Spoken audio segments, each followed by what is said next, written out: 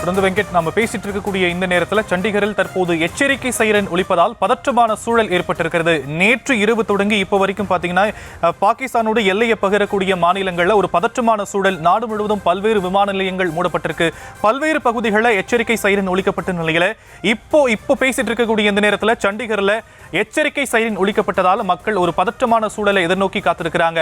இந்த சூழலை கையாளுவதற்கு பாதுகாப்புத்துறை தரப்பிலிருந்து என்னென்ன முன்னெச்சரிக்கை நடவடிக்கைகளாம் எடுக்கப்பட்டிருக்கு, மக்களுக்கு என்னென்ன அறிவுறுத்தல்களாம் வழங்கப்பட இருக்கு?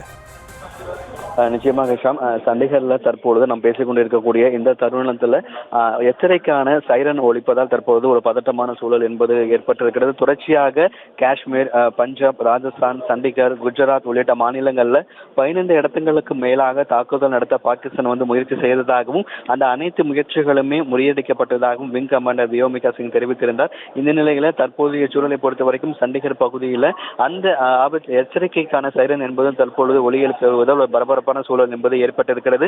முன்பு குறிப்பிட்டது போலதான் இந்த எல்லை கோட்டு பகுதி பாகிஸ்தான் ஒட்டி இருக்கக்கூடிய மாநிலங்களில் இருக்கக்கூடிய அந்த எல்லை பகுதிகளை தான் தொடர்ந்து பதற்றம் என்பது என்னதான் நம்ம இந்த இடத்துல பாதுகாப்பை பலப்படுத்திட்டு வந்திருந்தாலும் கூட எந்த வழியில பாகிஸ்தான் ஊடுருவி தாக்குதல்கள் நடத்துறார்கள் அப்படிங்கிறத ஒரு ப்ரிடிக்ட் பண்ண முடியாத இடத்துல தான், அதாவது ஏற்கனவே நேற்று கூட பார்த்தோம் அப்படின்னா ஜம்மு பகுதிகளில் உதாம்பூர், ஜம்மு, அக்னூர், பதான்கோட் உள்ளிட்ட பகுதிகளில் ட்ரோன் தாக்குதல் என்பது நடத்தப்பட்டது.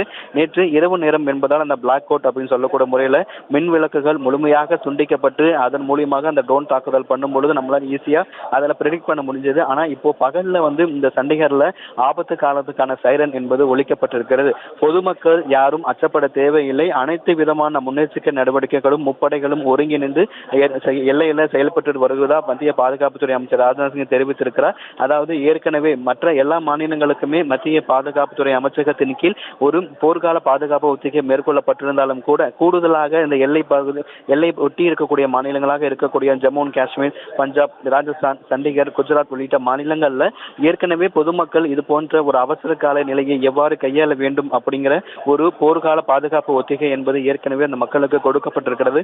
அதன் அடிப்படையில் தற்பொழுது சண்டிகர்ல சைரன் என்பது ஒலிக்கப்பட்டிருக்கிறது. இந்த சைரன் ஒலித்ததுக்கு பிறகாக பொதுமக்கள் யாரும் தேவையில்லாமல் வெளியே வர வேண்டாம். அது மட்டும் இல்லாமல் எல்லையில தொடர்ந்து பாதுகாப்பு படை வீரர்கள் பாதுகாப்பில் ஈடுபட்டுக் கொண்டிருக்கக்கூடிய ஒரு சூழ்நிலையில் பொதுமக்கள் யாரும் அச்சப்பட தேவையில்லை என்கிற ஒரு தகவலும் ராணுவத்தினர் தெரிவித்திருக்கின்றனர். ஒரு பக்கம் பிரதமர் மோடியோடும் மத்திய பாதுகாப்புத்துறை அமைச்சர் ராஜ்நாத் சிங் ஆலோசனை மேற்கொண்டதற்கு பிறகாக தற்பொழுது முப்படை வீரர்களோடு ஆலோசனை மேற்கொண்டிருக்கக்கூடிய சூழ்நிலையில் சண்டிகர்ல தொடர்ந்து இந்த ஒரு சைரன் என்பது தற்பொழுது ஒலிக்கப்பட்டிருக்கிறதா தொடர்ந்து பதற்றம் என்பது ஏற்பட்டிருக்கிறது.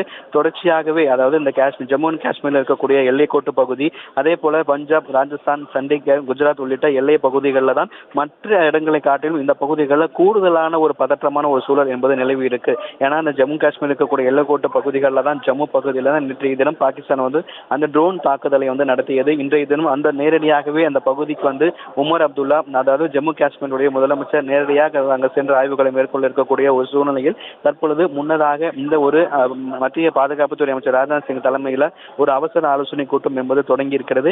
அதே போல பஞ்சாப், ராஜஸ்தான், குஜராத் ஆகிய மாநிலங்களில் இருக்கக்கூடிய முதலமைச்சர்களை தொலைபேசி வாயிலாக பேசி அந்த மாநிலங்களில் நிலவரம் எப்படி இருக்கிறது, தேவையாக ஏதாவது போர்ஸ் தேவைப்படுதா அல்லது பாதுகாப்பான இடங்கள் கண்டறியப்பட்டு கூடுதல் ராணுவம் தேவைப்படுகிறதா உள்ளிட்ட விவரங்கள் கேட்டறிந்த அந்த விவரங்களும் கேட்டறியப்படும் என்ற தகவல் தெரிவிக்கப்பட்டிருக்கிறது. தற்போதைய சூழலை பொறுத்த வரைக்கும் சண்டிகர்லையும் இந்த சைரன் என்பது ஒலிக்கப்பட்டிருக்கிறது. பொதுமக்கள் யாரும் பதற்றமடையாமல் அவர்கள் இருக்கக்கூடிய இடங்களுக்கு உள்ளே இருக்குமாறு அறிவுறுத்தல்கள் வழங்கப்பட்டிருக்கிறது.